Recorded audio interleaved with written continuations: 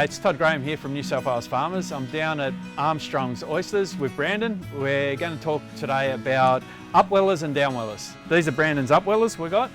So you want to give us a quick run through of your Upwellers, Brandon? Yeah, certainly, Todd. Welcome everyone. We've got an upwelling system here.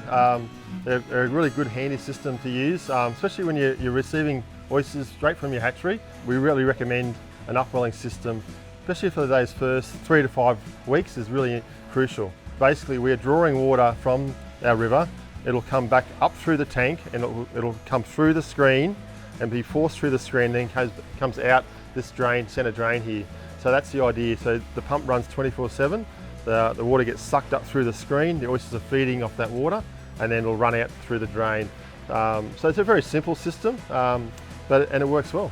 It is important to wash your oysters down. They do get a lot of feces and mud on top of the oysters after 24 hours, and then it's just as simple as getting a nice hose and hosing that down.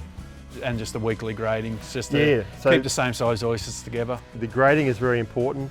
Once a week is recommended that you need to grade those top oysters off the smaller ones to let them grow on. So otherwise you will find if you don't do that, you will get more mortality. So now we've moved over to a downweller, which is very similar to an upweller, but except for the water coming from below the screen, we've got it feeding from the top, which we can sort of see here.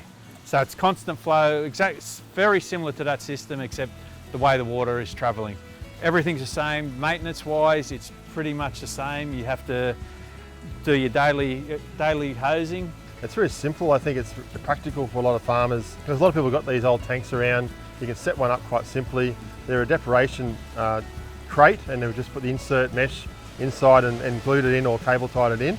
And you can see this is a temporary one set up here, but you could quite easily make a bigger system. Downwelling has been used in nurseries and hatcheries for a long time. Upwellers, you most probably fit more oysters in an upweller than you do a downweller, but for a small farmer that has these tanks, it'd be a nice easy system for them to get.